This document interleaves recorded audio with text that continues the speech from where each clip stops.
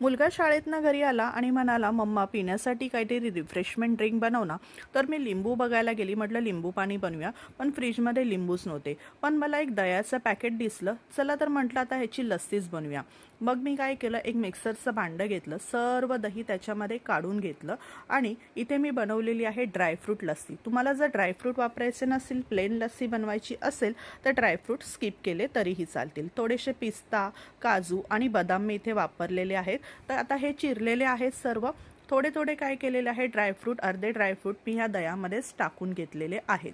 तर आता ह्यामध्ये पुढे मी काय केलेलं आहे, 3-4 टेबलस्पून मी इथे दूध घेतलेलं आहे. दुधामध्ये काही केसरच्या काड्या टाकून ठेवल्या होत्या आणि हे केसरवालं दूध मी काय केलेलं आहे की ह्याच दह्यामध्ये टाकून घेतलेलं आहे. 1 वाटी इथे पिठी साखर वापरलेली आहे आणि ही लस्सी थंडगार चिल्ड अशी बनवण्यासाठी थोडे बर्फाचे खडे मी ह्यामध्ये टाकून घेतलेले आहेत.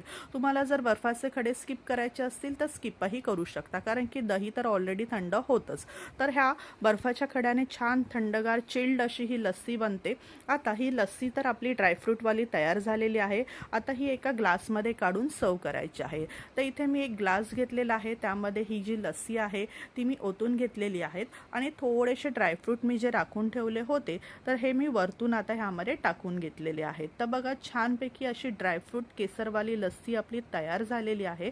तुम्हीही बनवा आणि मला कमेंट करून नक्की सांगा तुम्हाला रेसिपी आवडली आहे का, आणि तुम्हाला ही रेसिपी कशी वाटली ही मला कमेंट करून सांगायला विसरू नका. आपला व्हिडिओ जास्तीत जास्त लोकांपर्यंत शेअर करा, कमेंट करा आणि आपल्या व्हिडिओला, आपल्या चॅनलला नक्की सबस्क्राईब करा. संपूर्ण व्हिडिओ बघितल्याबद्दल खूप खूप धन्यवाद. बघा आपली छान अशी ड्रायफ्रूटवाली केसरवाली लस्सी तयार आहे.